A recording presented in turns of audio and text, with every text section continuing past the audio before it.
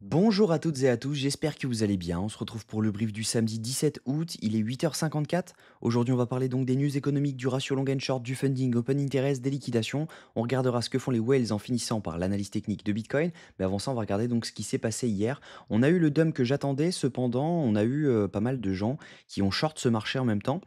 Donc tout simplement, nous, ce qu'on voulait, c'était short autour des 58 700 à, donc ce que je vous avais dit, à 59 347. On a fait une première entrée juste ici, qui s'est fait BE, donc juste là.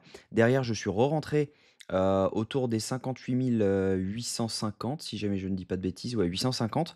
Et derrière, ce que j'ai fait, en fait, c'est que j'ai clôturé au moment où on a fait une mèche là-dessous, juste en dessous, parce que on avait de fortes chances de pouvoir rebondir, étant donné qu'il y a beaucoup de shorts qui sont rentrés.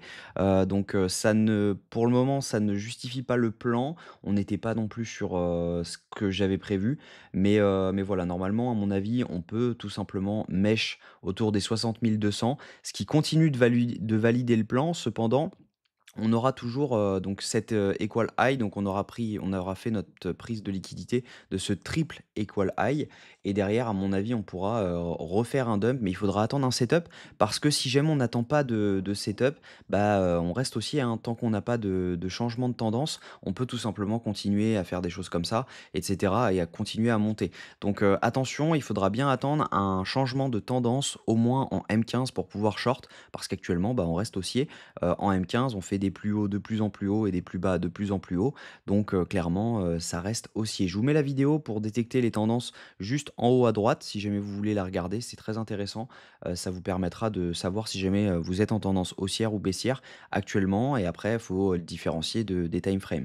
Si jamais on regarde, de toute façon en time frame, en moyenne time frame, on reste baissier, hein. On est sur des plus hauts de plus en plus bas toujours, avec, des plus bas de plus en plus bas également. Donc pour le moment, on reste baissier à moyen terme, haussier à très court terme et haussier à long terme. Donc maintenant, il va falloir savoir si jamais, on peut faire donc ce scénario-là de venir chercher les 63 000 ou derrière on fait juste une mèche autour des 60 000 et derrière on peut redump gentiment pour venir chercher le plan, des, 54 000.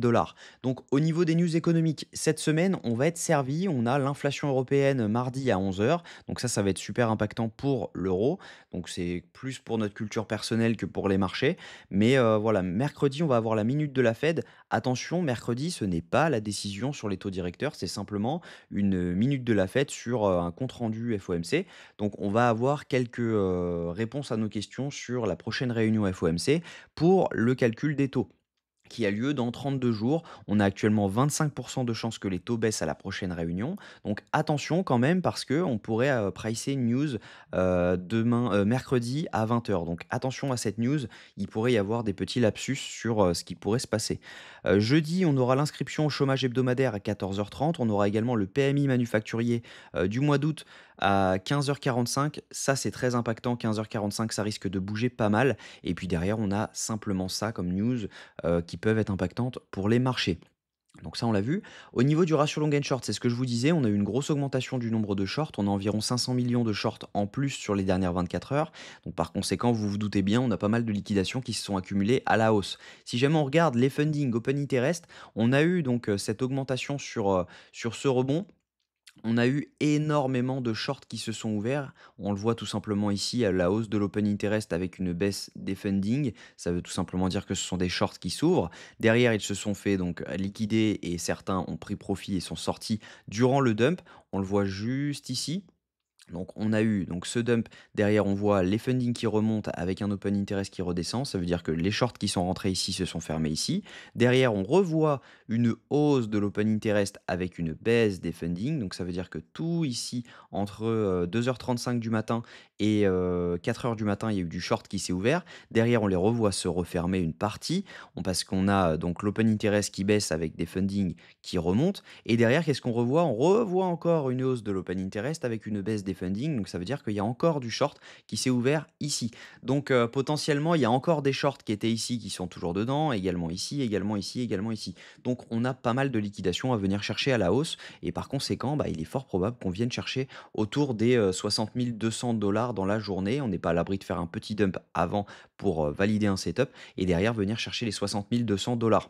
dans le week-end. Donc attention quand même, parce que voilà, au niveau des liquidations, ça confirme ce que je disais. On a pas mal de gens à venir chercher autour des 60 236 $. On a un cluster sur 3 jours. Donc si jamais on se met sur 24 heures, c'est la même chose, il me semble. On a un beau cluster qui se situe juste au-dessus. Il y a quand même pas mal de liquidations à venir chercher juste en dessous. Si jamais on regarde ce que font les whales sont actuellement en train d'accumuler également. Les micro-whales sont en mode rachat, mais tranquillement quand même. Et les retails, eux, sont dans le déni. Ils sont en train de vendre ce mouvement, donc peut-être qu'ils prévoient, pas qu'on fasse un mouvement comme ça. Ils vont se mettre à racheter à ce moment-là et derrière, on peut redump tranquillement chercher cette zone-ci pour derrière repartir. Donc attention quand même à ces mouvements. Il y a des chances qu'on vienne chercher donc, ce triple equal high qu'on a ici pour venir tout liquider.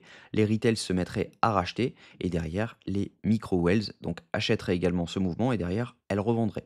Donc attention quand même parce que ça peut être violent ce qui peut se passer, à mon avis, on peut pump only ce week-end et avoir un gros dump dimanche soir, comme, à leur habitude. Donc si jamais on regarde techniquement, bah, voilà, hein, ça reprend un peu ce que je disais. À mon avis, on va pump autour des, donc 60 000, donc des 60 200 $ et derrière pouvoir revenir chercher, à mon avis, redump, mais il faudra attendre vraiment un setup. Donc le setup, comment il pourrait se composer? On pourrait avoir quelque chose comme ceci sur lequel on va tout simplement voir cela. Donc hop, on pourrait tout simplement rebond juste là, comme ça, continuer à up.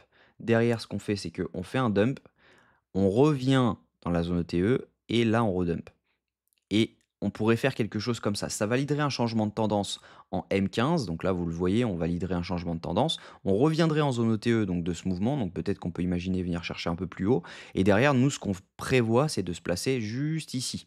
Donc voilà un peu le plan de ce que j'attends sur Bitcoin. Ça ne veut pas dire que ça va se passer exactement comme ça. Ça veut dire que la structure va être comme ça. Donc il peut y avoir, à mon avis, un dump sur Bitcoin à venir courant de la semaine prochaine. On pourrait up only jusqu'à demain, voire, toute la journée et demain soir dump. Mais voilà, à mon avis, le plan reste baissier pour le moment tant qu'on ne valide pas de plus haut par rapport aux 61 900 $. Donc voilà, j'espère que cette vidéo vous a plu. Si c'est le cas, je vous invite à la liker, à vous abonner si jamais ce n'est pas encore fait et d'activer la cloche pour ne rien manquer des prochaines vidéos et commentez vous ce que vous en pensez. Est-ce que vous pensez que, bah, on va pump ou est-ce que vous pensez que, on va aller direct aux 54 000 ou est-ce que, c'était le bottom et ça y est, on repart à 72 000 $. Donc dites-moi ce que vous en pensez en commentaire, ça m'intéresse. Je vous souhaite un très bon samedi, on se retrouve demain à la même heure. Prenez soin de vous.